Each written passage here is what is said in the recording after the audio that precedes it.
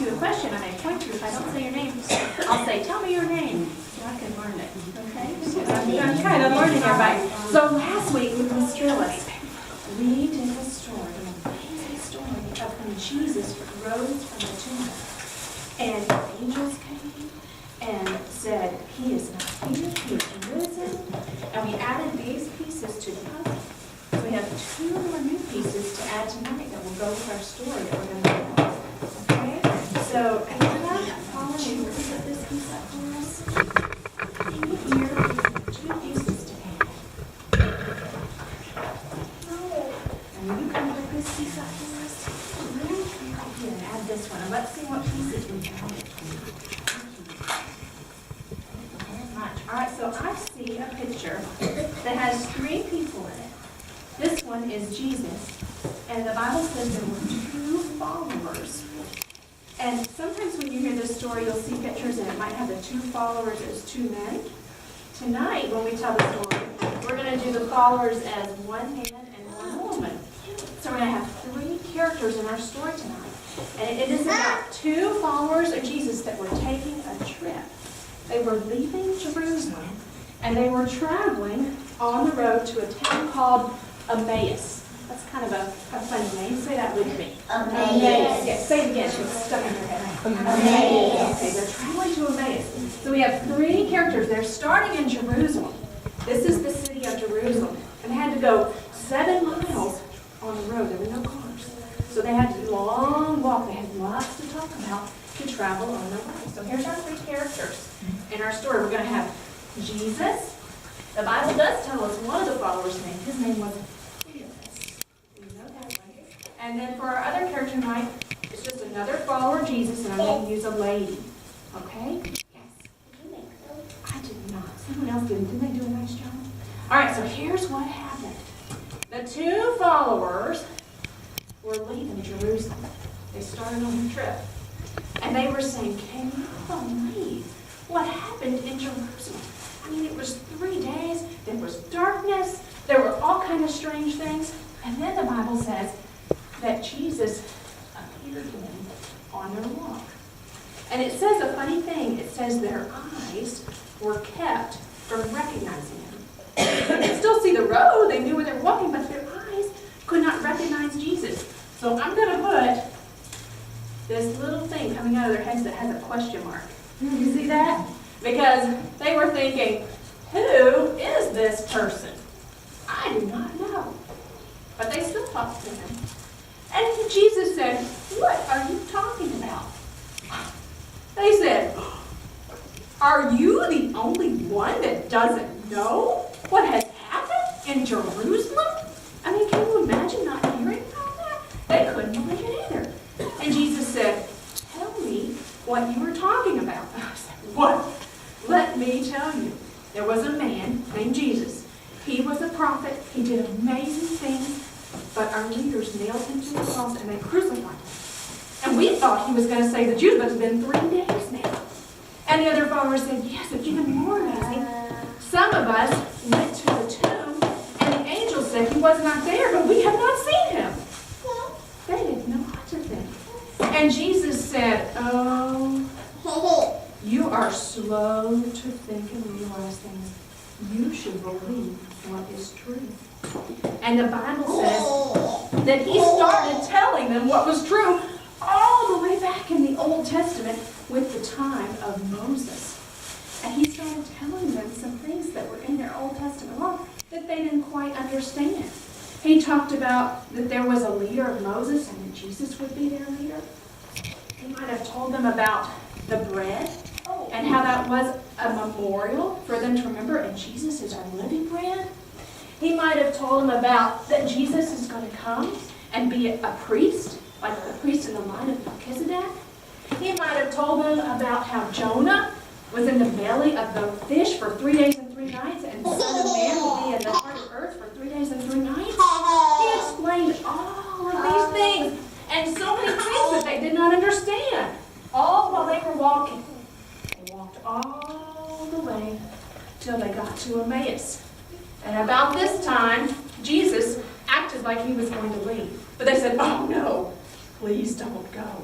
Please, it's it's nighttime. Please stay with us. So Jesus said, okay. So they came to the house, and Jesus sat down with them. Jesus and 2 followers.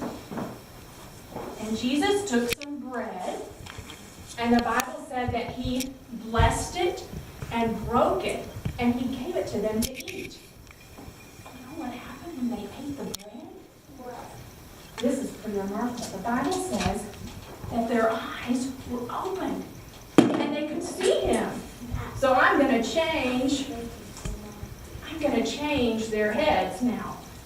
Now, instead of not knowing, they do know. So I'm going to put a picture in their heads that said Jesus. Oh, their eyes were open, and it is Jesus. We're sitting here with Jesus. But it says that Jesus disappeared after they ate the bread. Can you imagine that feeling? They were sitting there. Oh, we are sitting here with Jesus. Can you believe it? They had a very excited feeling in their hearts. The Bible says that they compared their hearts like they were on fire. And they said, did our hearts not burn within us? Now I understand all of these things from the scripture. I can't believe it. This is amazing. Well, they couldn't wait anymore. They said, we have got to go back to Jerusalem and tell people about this. So here they go. They started on their trip all the way back to Jerusalem to where they found Somebody's heart fell. Oh, can't believe their heart. They were so excited. And they found the other disciples, and they said, we have seen Jesus, and he will pray with us. Isn't that an amazing story? Can you imagine being on the road and realizing you were talking to Jesus the whole time? All right, so here's what we're going to do. We're going to do the story again. And this time, you're going to help me say a few of the important parts of the story. So I have 4 parts of the story that you're going to help me say. And I'm going to show you a picture, and we're going to practice them right now. Okay? All right, so here we go. The first one is this picture. When you see this picture, you're going to say, their eyes were kept from recognizing him. That's a lot. We better practice. You say it with me. Their eyes were kept from recognizing him. Their eyes were kept from recognizing him. Now say it by yourself.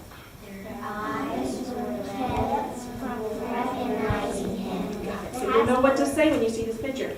Now this is my face of how I think I would look if I was surprised.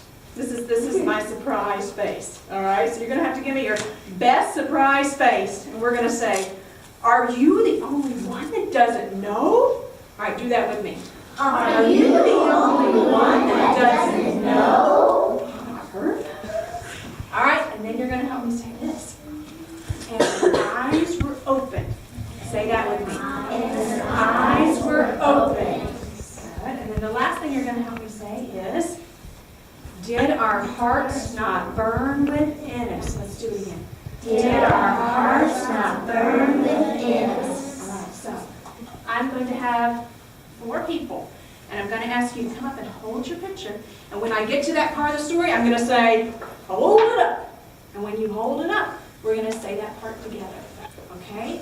All right, so you're going to have to help me with some names. So what's your name, dear? Addison. Addison, come here. You hold this one. Don't show it to them. But when it's time, you flip it around and we'll say it together. Okay? All right. Tell me your name. You're Lucas. I know you. Come here, Lucas. All right. Come right here. Stand next to Addison. You hold the surprise one. Don't show it to anybody until it's time to say it, okay? All right. And you are Savannah. Savannah. Okay, Savannah, you come right here and you hold this eyes open one. When it's your turn, and someone in the back. What's your name? Brittany. Brittany, come here, Brittany. You come stand over here. All right, so we're going to do the story again. I'm going to go a little bit quicker and be listening and watching for when we're going to help me say those parts of the story, okay? All right, so here we go. There were 2 followers traveling on the road to Emmaus. They were talking about the things that had happened. Jesus appeared to them.